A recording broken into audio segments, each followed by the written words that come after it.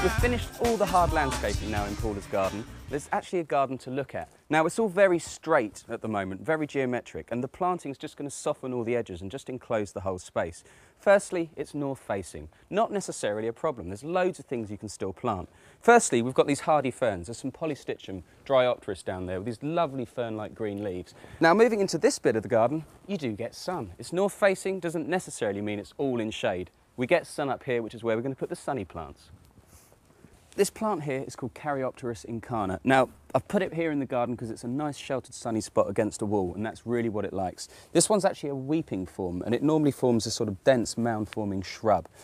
And in late summer, you get these little, almost fluffy violet-blue flowers, and occasionally you will get the odd white one.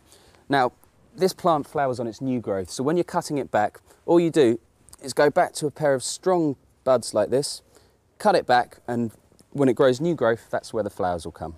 It's quite stunning.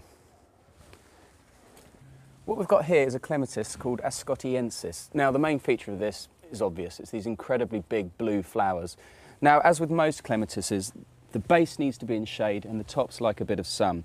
Now, this one is actually going to grow all over this fence and hide it. It's pretty ugly, so it's going to do the job because it's quite vigorous.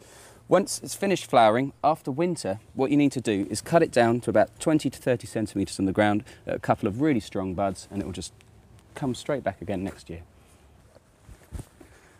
Well, what we've got down here is a really sweet little plant.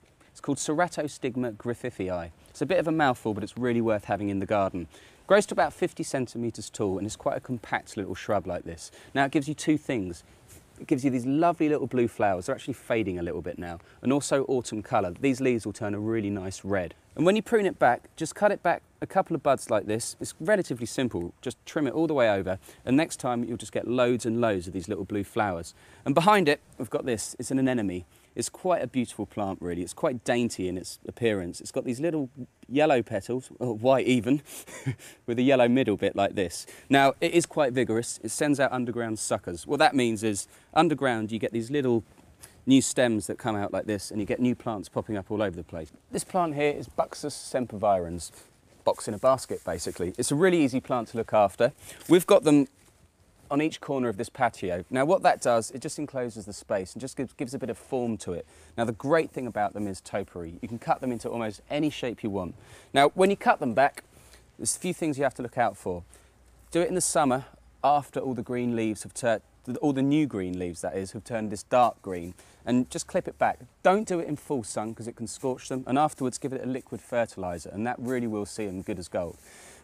We've got all the plants in place. All we need to do now is plant them. Now, it's not rocket science. You dig a hole, get some compost, fill it up, water them, and you've got a garden.